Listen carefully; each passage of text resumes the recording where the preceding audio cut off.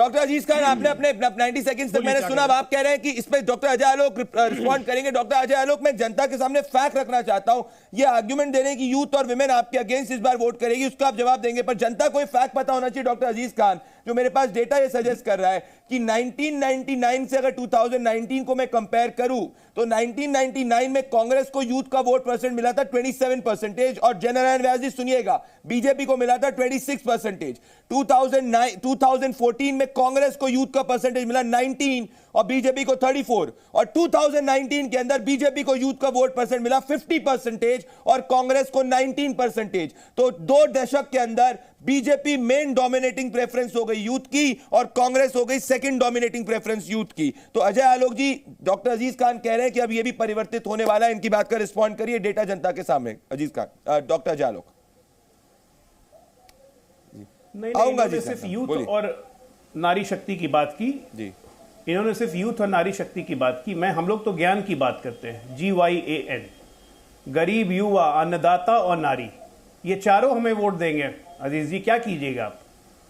और वो इसलिए देंगे क्योंकि वो हमें विश्वास करते हैं, वो इसलिए देंगे क्योंकि वो देखते हैं गांव में कि उनके साथ क्या हो रहा है, वो देखते हैं कि उनके हर घर में नल पहुंच चुका है, बिजली पहुंच चुकी है, हर घर में उज्ज्वला गैस योजना पहुंच चुकी है, वो देखते हैं कि 4 करोड़ से ज्यादा घर महिलाओं के नाम हो चुका है, वो इसलिए हमें वोट देंगे। वो देखते हैं कि लॉ एंड ऑर्डर सुधर चुका है, रात में 11 बजे भी महिलाएं आराम से निकल सकती हैं, वो हमें वोट इसलिए देंगे क्योंकि नारी शक्ति वंदन के तहत 33% महिलाओं का प्रवेश होगा संसद में और हर विधानसभा में 2029 से। वो हमें वोट इसलिए देंगे क्योंकि भव्य राम लल्ला का मंदिर बन चुका है, जो हर भारतीय के गर्व का प्रतीक है। आपके लिए भी होगा, क्योंकि रामलला तो कोई सिर्फ हिंदुओं के थे नहीं, सबके थे, मैं उम्मीद करता हूं।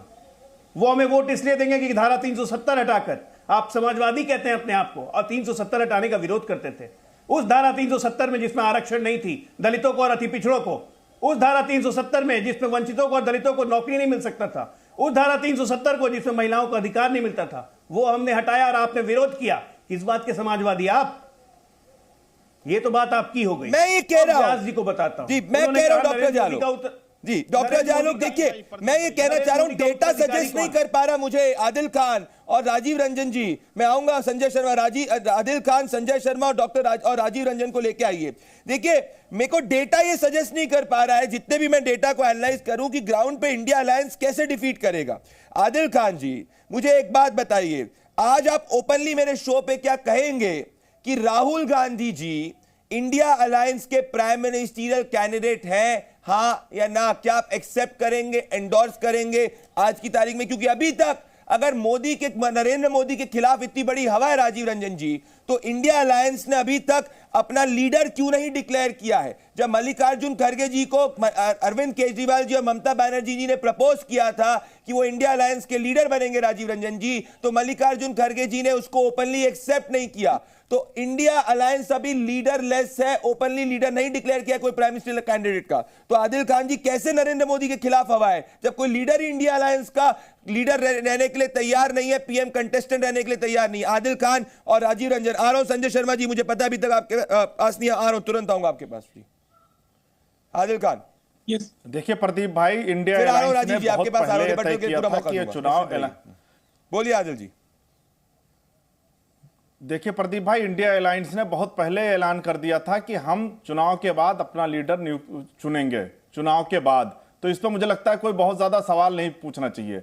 लेकिन जो 10 साल से इस देश के अंदर सत्ता के अहंकार में एक सरकार चल रही है, जिन्होंने लोकतंत्र संविधान की हत्या की, ईडी और सीबीआई के माध्यम से सरकारें गिराई गईं, चंदा के नोटों के पैसों से सरकारें खरीदी गईं, सुप्रीम कोर्ट के फैसले को सत्ता के अहंकार में बदला गया, पलटा गया, चंडीगढ़ जैसे छोटे से मेयर के चुनाव में वोटों की चोरी सत्ता के अहंकार में की गई, 35 सालों में सबसे ज्यादा इस देश को महंगाई में ढकेला गया, 45 सालों में सबसे अधिक बेरोजगारी में इस देश को ढकेला गया, किसानों पर अत्याचार किया गया, गोलियां चलाई गई, पैलेट गन से बौछार की गई, 750 किसानों की लगभग हत्या की गई, छात्र अपना हक मांगने गए तो उन पर लाठियां बरसाई गई, नौजवान अपना हक मांगने गया तो उन पर लाठियां बरसाई गई, उनको जेल भेजा गया। महिलाओं के साथ भारतीय जनता पार्टी के नेता, इनके सांसद जिस तरीके से अत्याचार करते रहे, प्रधानमंत्री मोदी जी उस पर तालियां बजाते रहे।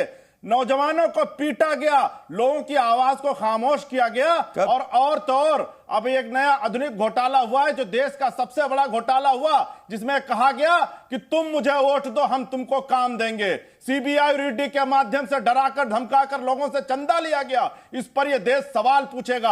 अभी अजय आलोक जी ने कहा कि नौजवान, अन्नदाता और नारी सबसे अधिक भारतीय जनता पार्टी को वोट देंगे। मैं पूछना चाहता हूं कि वही नौजवान है, जब आपसे रोजगार मांगने गया तो आपने उनके पीठ पर लाठियां बरसाई, उनको घसीटा गया, जेल की सलाखों के पीछे डाला गया। यह वही अन्नदाता है, जब दिल्ली में था आपने बड़ी बड़ी कीलें ठोक दी, आपने उसके ऊपर गोलियां चलाई, जेल भेजा, आंसू गैस के गोले दागे। Rajeev Ranjan coming in the debate, Rajeev Ranjan after 20 minutes in the debate, Rajeev Ranjan ji आएंगे। आदिल खान कह रहे हैं पूरा माहौल आपके खिलाफ है, पर मैं नहीं समझ पाता ऐसा है तो फिर वोट क्यों नहीं पड़ पाता अगेंस्ट, ये मैं अभी तक नहीं समझ पा रहा हूं।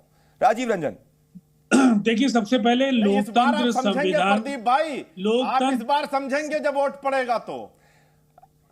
अच्छा एक सेकंड, राजीव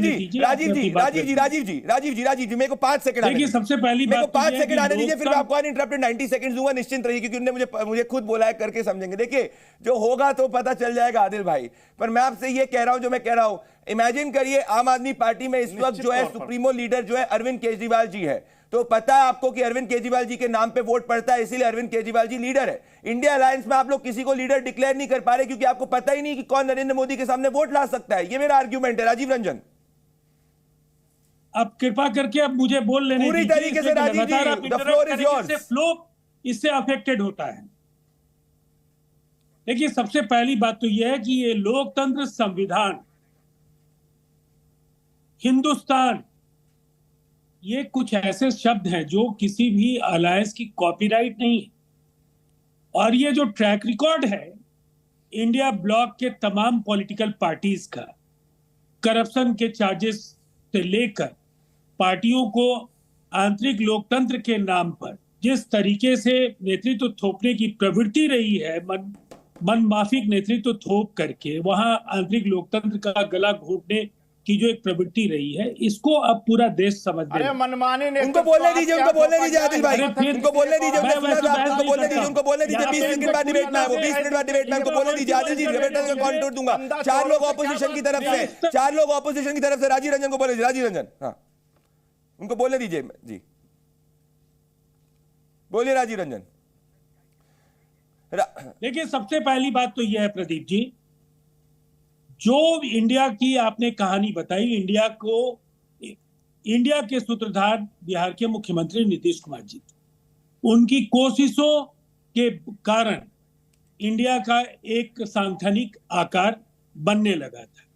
लेकिन कांग्रेस 2029 के चुनाव की तैयारी करी है। 2024 उन्हें पता है कि वो लड़ाई में कहीं नहीं है, और इसीलिए इन लंबे समय तक इंडिया के गठन से लेकर इंडिया की कोऑर्डिनेशन कमेटी, इंडिया के common minimum program, convener, president, ये तमाम स्ट्रक्चरल जो ऑर्गेनाइजेशनल स्ट्रक्चर के जो पद थे, उनको भरने में उनकी कोई दिलचस्पी नहीं थी।